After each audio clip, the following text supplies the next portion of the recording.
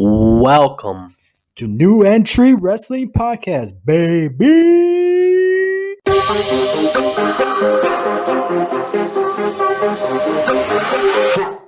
Welcome back to New Entry Wrestling Podcast. I am your host, Sexy Ian, with my co-host, Jose. What it do, baby? Ian, hey listeners, how's it going, guys? All right, listeners, before we get started, please check out our merch store, teesprings.com. Search for New Entry Wrestling Podcast. We got pretty cool shirts, masks, and posters. Also follow us on IG, New Entry Wrestling Pod. We're also on Spotify, Google, Apple Podcasts, and also on Radio Public. Also, if you're watching us on YouTube, please hit that subscribe button and like this video. Yeah. And Jose, thank you for being. Thumbs up. Oh, yeah. Thumbs up. Jose, thank you for being back on this podcast and being my co-host again. No problem. It's a pleasure. Thank you again for having me back. And we have a pretty shocking topic to talk about. So you want to go ahead? Yeah, let's go right off the top. All righty. So Vince McMahon is retiring as World Wrestling Entertainment Chairman and CEO. He announced Friday in a WWE news release. The 77-year-old McMahon further announced that his daughter Stephanie and current WWE President Nick Khan will be taking over as co-CEOs. Stephanie McMahon, who has been acting as interim CEO, will also take over as chairwoman, according to the McMahon statement. McMahon had previously stepped down from his role as chairman and CEO in the wake of a Wall Street Journal report that revealed a WWE Board investigation into a secret $3 million settlement given by McMahon to a former WWE paralegal. But at the time, McMahon still kept his role as the head of WWE Creative, and sources told ESPN that McMahon stepping down was done for optics. The Wall Street Journal followed up with another report about alleged McMahon improprieties on July the 8th. The newspaper reported that the board was investigating $12 million given to 4 former WWE employees or contractors to silence allegations about McMahon's sexual misconduct. The $12 million included an alleged $7.5 million to a former female WWE wrestler who said McMahon coerced her into having oral sex, demoted her, and then didn't renew her contract in 2005 after she resisted further sexual encounters with him. God damn. 4? I thought it was just 2. No, that news story broke out even more over the following weeks after that initial report. Damn, that's crazy. And that's from ESPN News, which is funny because they don't look at WWE as a real sport. Right. But yeah, they're making reports only when they're bad. Or I mean, they've tried to do business in the past before, but didn't really work out once they got the Fox deal going. Which makes sense. But the whole part with the whole 2005, there's been rumors about who it could have been. There was rumors that it was Rosa Mendes, I believe that Rosa Mendes is one of the rumored ones. Christy is another rumored. Ashley Mazzaro. I can't remember the other one. There was I don't know if it was Candice Michelle or I could see that the storyline that maybe people are thinking because of the storyline that they had. Yeah, that could be true. I mean, there was also the issues with Sable back then in the mid 2000s when she had her comeback and left and then briefly came back again. There was rumors that, even back when she did her first run in the late 90s of possibly something going on between them or anything like that, because she did sue the company at one point, but it was settled out of court. And then Candice Michelle, see, the problem I feel is like with Candice Michelle is like she was there till 2008, right? Right. And I think this is the contract expired in 2005 and was not renewed. And then with Ashley, she was with WWE until 2008 as well. I want to think, say and that I was believe, yeah, and I believe her and Kansas Michelle both started in 2005, right? Because they I were know they both both started in part, in the Divas Church. They were, I think, both part of the same competition, like the same season that they right? had Divas Search contest. I think they were both on the same one. Mm. Um, there, it's just crazy how it went, how the whole pandemics is over now. There's still COVID is still going on a little bit, but the whole pandemics is over. And then basically we could finally go back to our normal lives and WWE can go back being normal, but it's like it just keeps going like this. Yeah. And it's just like this is like probably the biggest news, and like people are saying like this news is basically up there with the first WrestleMania, but not in a good way. Right. And I mean, I can kind of see where people are getting, because this is one of those things that we all knew one day he was going to step down or just pass away. It was going to be one of those two things, but I don't think nobody saw it happening the way it did. Yeah, exactly. With scandal and allegations like this, especially even though there is a known history of him, by his own admittance, he spoke about it in a Playboy interview and Howard Stern interview, where he was definitely just banging whatever he could get his hands on, whoever he could get his hands on. Basically, he said it himself, like anything in a skirt, he'll chase. So he did have that history there, but after a while, you just said it right there. You just said it. He chased after them, but he doesn't force anything. Right. It's just, I have an offer for you. It's up to you if you want to accept. You don't want to accept, I'll move on to the next girl. Right. Yeah. I mean, as long if it's been everything as far as what's been reported shows that it's been consensual for the most part. Mm-hmm. Now, it just doesn't look good. And it is, in the end of the day, it's wrong.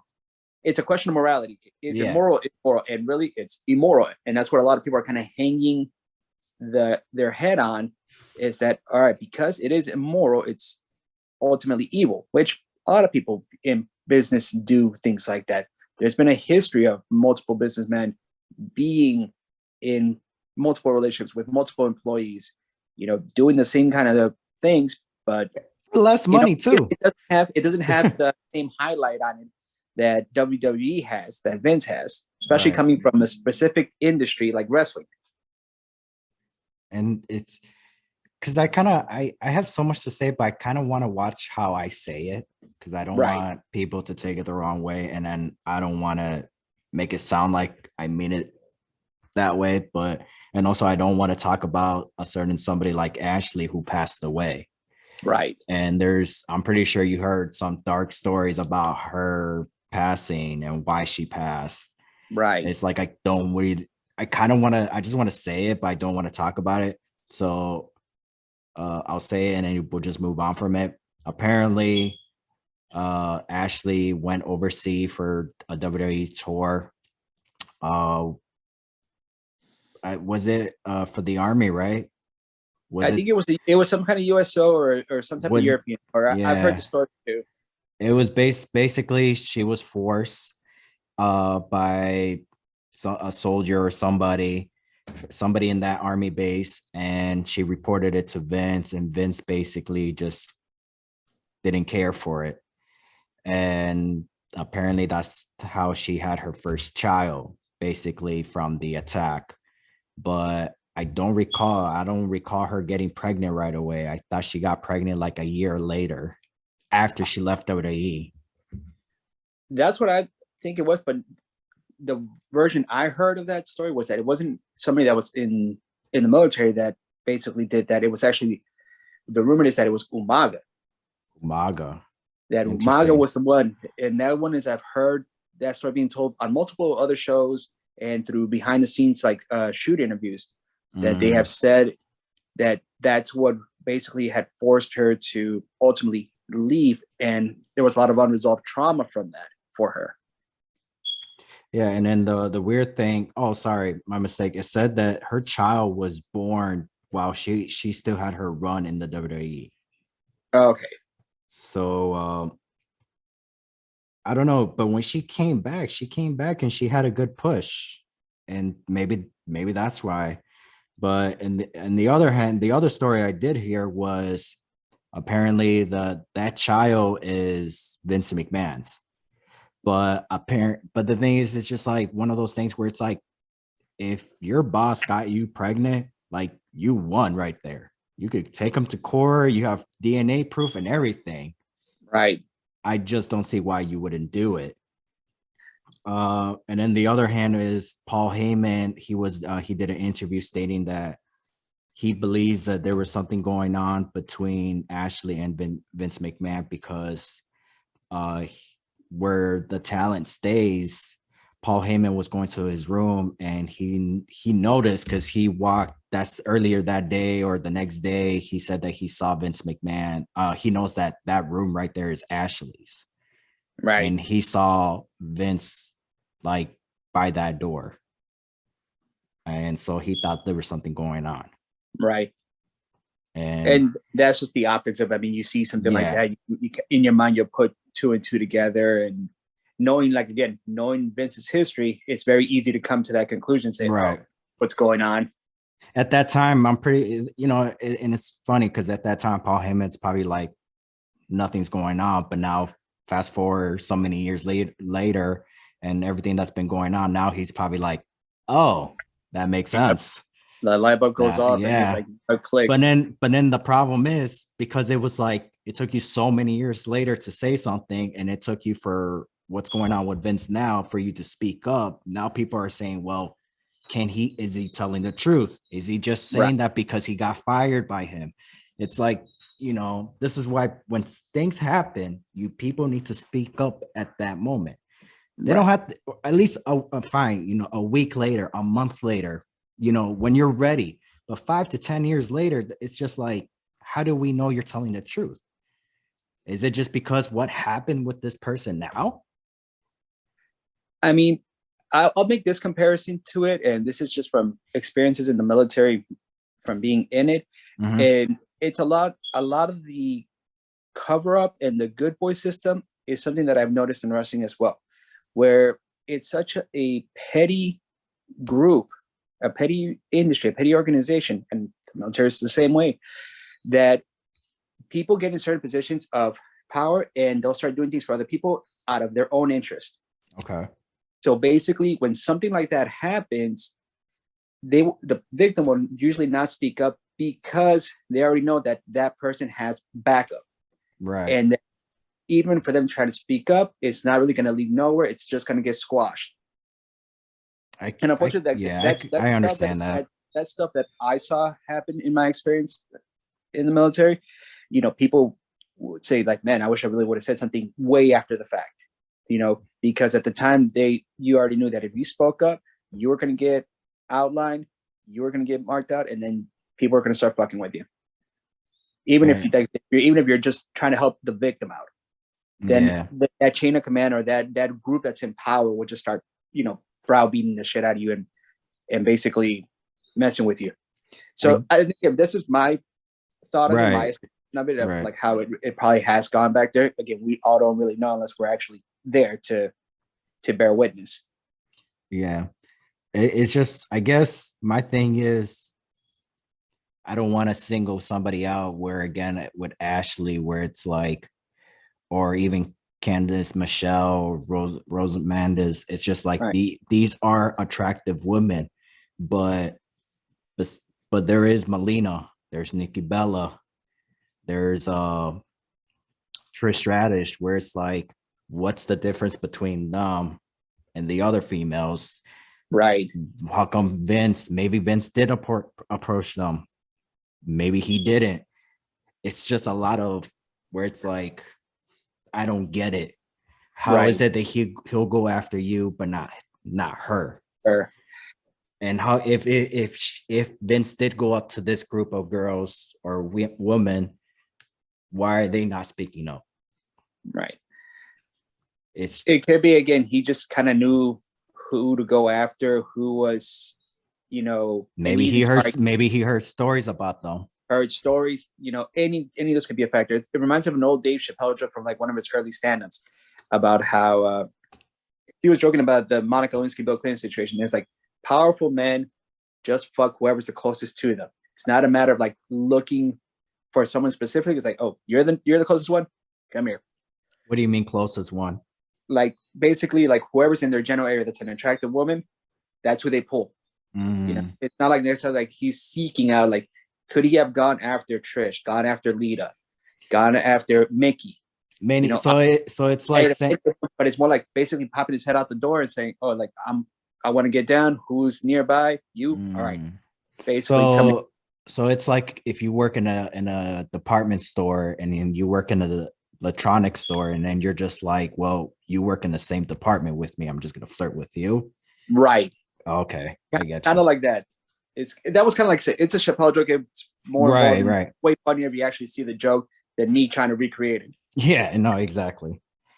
But besides all that negative stuff, Vince McMahon, he retired.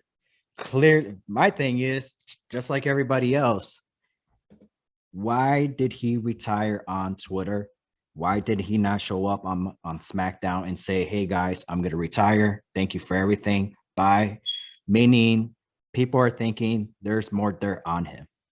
They found more dirt and that's why he just said, bye, I'm gone. So now the focus is not on WWE. So if there is more dirt coming out, it's instead of Vince McMahon and WWE looking bad, it's just going to be Vince McMahon looking bad. Exactly that, because earlier this week, there was reports that there were other stories that were being worked on by Wall Street Journal and other news outlets. And this one I had heard from Jason Solomon, Monster. He's the one that like first person I heard really mention him and heard it from like other sources. That there were other stories incoming.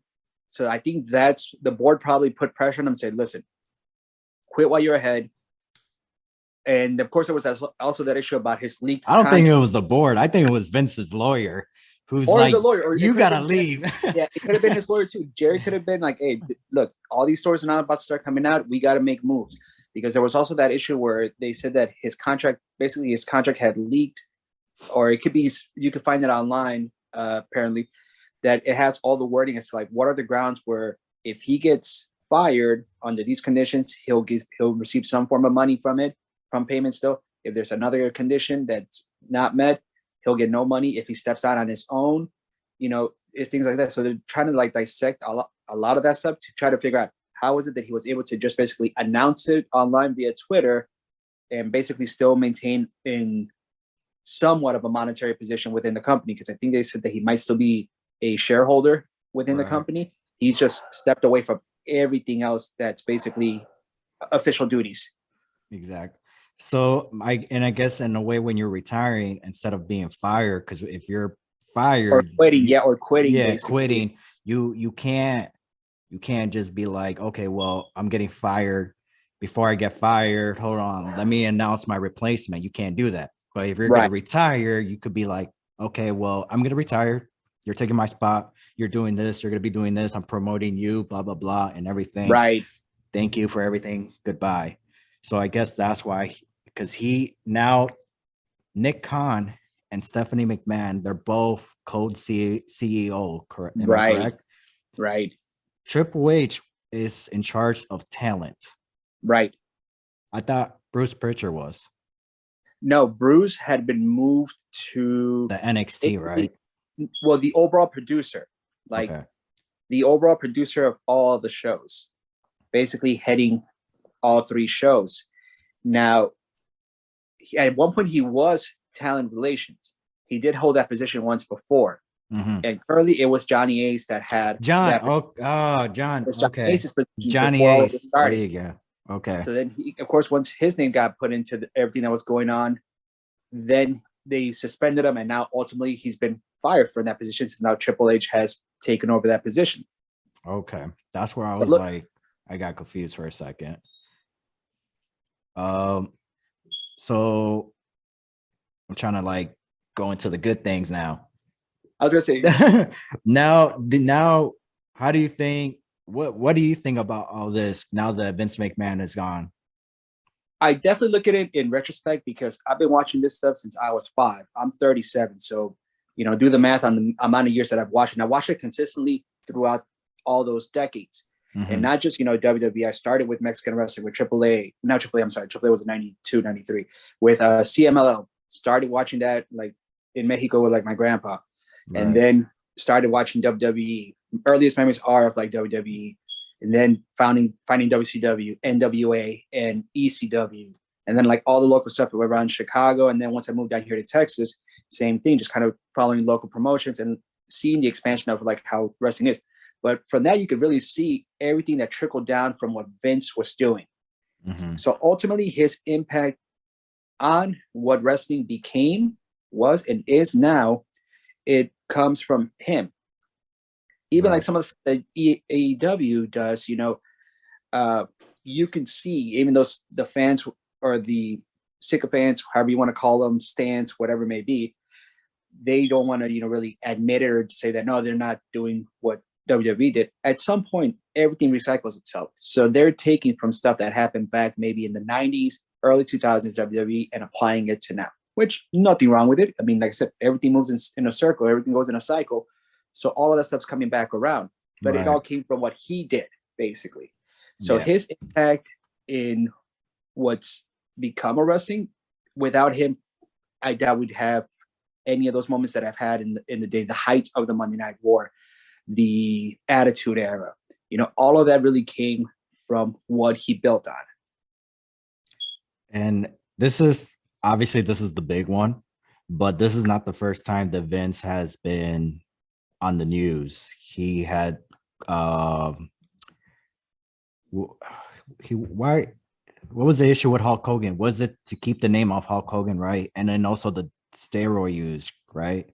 The steroid issue, that was actually when that news broke, it was the 28th anniversary of when he beat the federal government on those steroid charges. Mm-hmm. And the whole thing that was behind that is that the doctor that was running the steroids basically was working with WWE. He got busted and he just dropped names.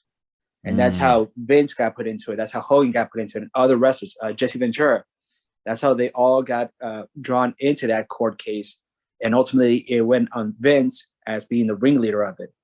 And that's where Hulk Hogan testified against Vince in the steroid trial.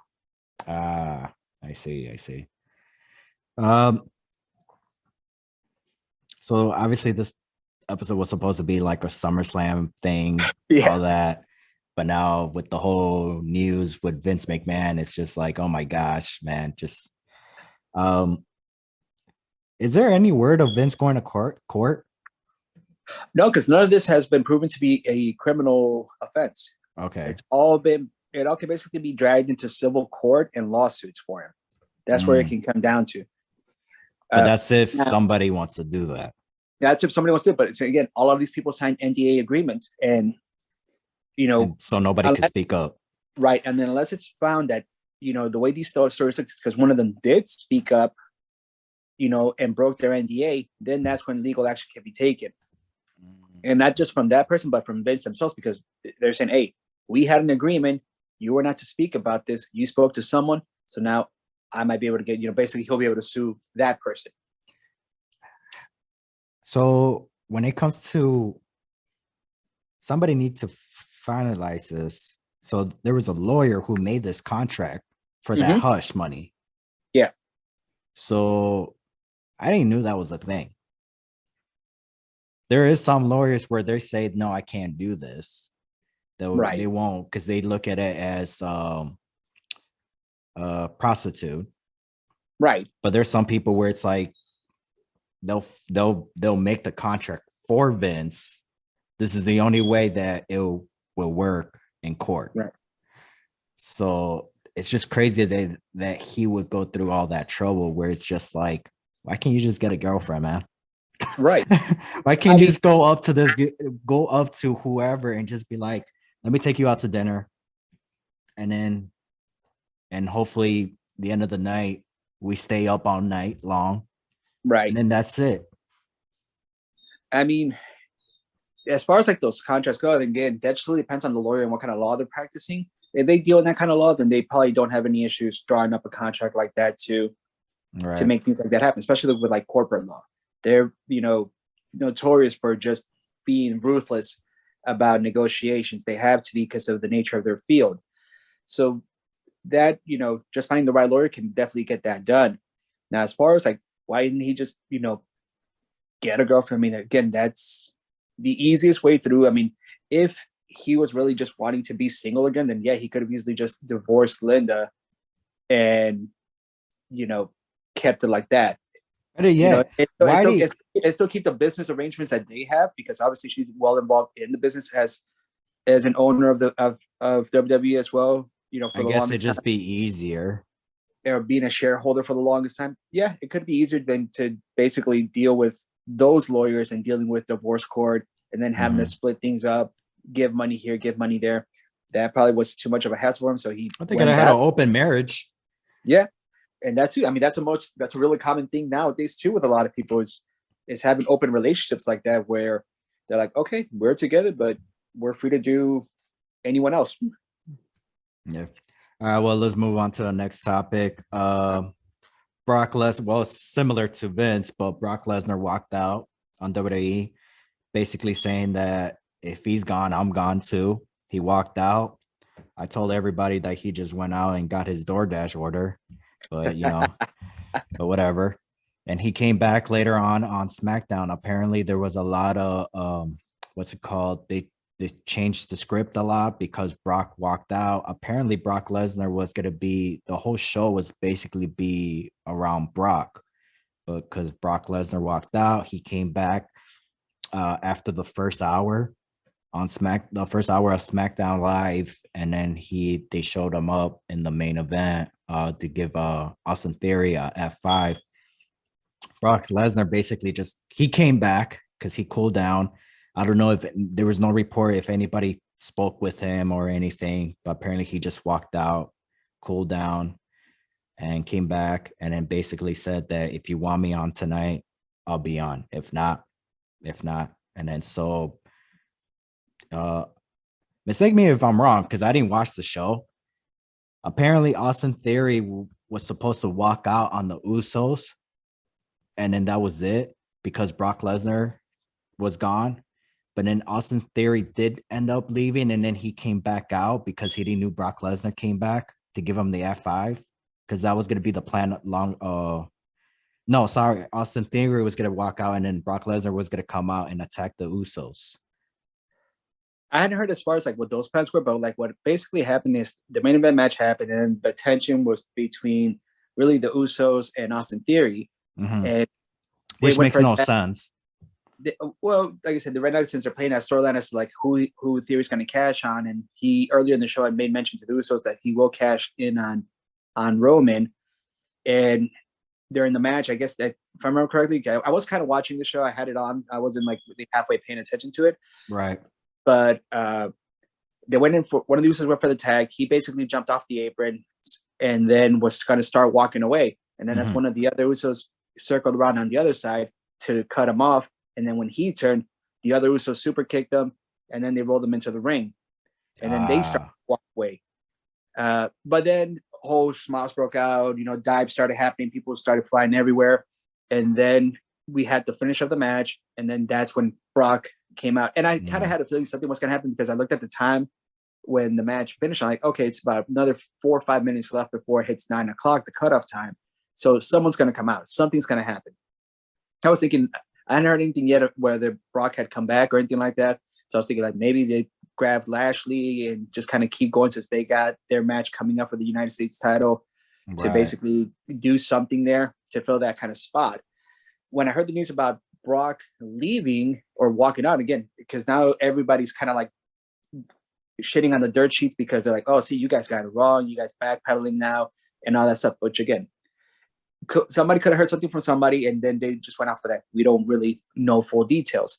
Right. But when I heard the news of it, I'm like, it didn't surprise me because Brock has a lot of loyalty to Vince. Kind of like Undertaker has a lot of loyalty to Vince. But even though Brock at the same time is not above telling Vince, shut the fuck up, go fuck yourself, because we saw that one video where he came in backstage after a match and just threw the belt like. Oh yeah, because he was supposed to drop the title. Right, he was supposed to drop the title, and he wasn't happy about the finish. So as soon as he came through the back, he just like chucked the fucking belt at Vince. You know, so as much as he has respect and admiration for Vince, he's also not above, you know, checking him either. So that didn't surprise me. The fact that if that report is true that he did walk out, it doesn't surprise me. And like you said, he probably just needed to cool off. You know, Brock has been known to be a hothead. He's a big dude. He just, you know, blew up and just like needed to step outside, get his thoughts together, and then probably someone went reached out, talked to him, calmed him down, and then he just came back. Because weird. What's crazy was like immediately after all that shit broke down, then there was the whole thing about Goldberg being the replacement for SummerSlam. I was like, get the fuck out of here. So my thing, it's funny because since Stephanie is code, even though she's only code CEO, me personally, I would think Stephanie and Brock Lesnar have a good relationship. Same. If you told me that they're not in good terms or they're not even friends, they don't even talk to each other except, hey, hi, how are you doing? Nice to see you today. Good luck today. If that's all they say, I will be in shock because how Stephanie McMahon used to be the GM back on SmackDown back in 2002. Right. Like the fact that they used to work backstage a lot, I would think they will have good chemistry and they would be basically friends. Triple H, man. But yeah, I mean, you know, he's gotten better now. I mean, obviously, Triple H in the 2020s, it's a completely different Triple H than early 2000s when he was a full Reign of Terror competitor. And he only wanted certain people in the company to represent the company. So yeah, I was shocked because but whoever, I don't know if Brock Lesnar cooled down or somebody talked him out of it. And but thank you, Brock Lesnar, for coming back. So that way we don't have to see Goldberg versus Roman Reigns, which I highly doubt because many years ago, Goldberg said it himself. I can't just be like, hey, can you show up and wrestle next week? No. Right. I need like at least 2 or 3 months. I could show up on Raw and we could build up a match. I could give that person a spear. But if you want me to wrestle, no. And especially a last man standing match, no. So I highly thought we were going to get Goldberg, but just in case, whatever the case is, thank you, Brock Lesnar, for coming back. And that way we could see this SummerSlam. The only thing that concerns me is that what was the original plan when Vince was in charge? Is the booking of the match still going to be the same, or is there going to be new changes to the match? That's a good question because, I mean, we all saw that Theory was basically Vince's project. And that's the other thing too. And him winning Money in the Bank was basically a Vince move because he wanted it to prep him up to be basically the future, the next guy to carry things after Roman is done. Mm-hmm. We got Cody Rhodes to replace Roman Reigns. We got Cody Rhodes. We got Seth Rollins. We got Ezekiel. We got Kevin Owens. And that's just name a few. Austin Theory, he's the next Miz. He's the next possibly Randy Orton in like 5 to 10 years. Right. But within the next 5 years, he's the next Miz. Yeah. So they got him prepped up to, Vince basically had him prepped up to, be someone in the future. Now with him gone, now there's that question too. Does the plan still go forward with him? Do they see in him what Vince saw and continue to do this push? Right. Because if they don't, then, who will be the one to actually get that spot? And who can they build on basically for the future? And you kind of have to look at the next roster. The only one I could think of that could be close to that is probably Braun Breaker. Just because for being someone who's as young as he is and already has a natural ability for this, he could be another one that, maybe in a year or so, he could win the next Money in the Bank, whenever he gets called up to the main roster. And maybe I wouldn't build on. Yeah, I agree with you, but at the same time, I feel like if he's going to get that big win, it should be the Royal Rumble leading on to WrestleMania. There's certain people where it's like they need to win the Royal Rumble, and there's certain people where it's like, yeah, they should win the Money in the Bank briefcase. So, but fortunately, we're running out of time because this is going to be a short episode, and we just want to talk base with Vince McMahon and Brock Lesnar But on the next episode, we're gonna be talking about WrestleMania. Way ahead of myself. We're gonna be talking about SummerSlam and our top favorite matches and Jose's top favorite matches and the lineup on the card. So hopefully there's more update on the card by the time that episode comes out or by the time of recording. So, but all right, listeners, before we go, check out our merch store, teesprings.com. New Entry Wrestling Podcast. We're also where are we? IG, New Entry Wrestling Pod. We're also on Spotify, Google, Apple, and Radio Public. If you're listening or watching us on YouTube, hit that subscribe button and like this video. Give it a thumbs up, baby. So, all right, Jose, thank you for being my co-host once again. Until next time, we are out. Peace. Doo-doo-doo. Yay!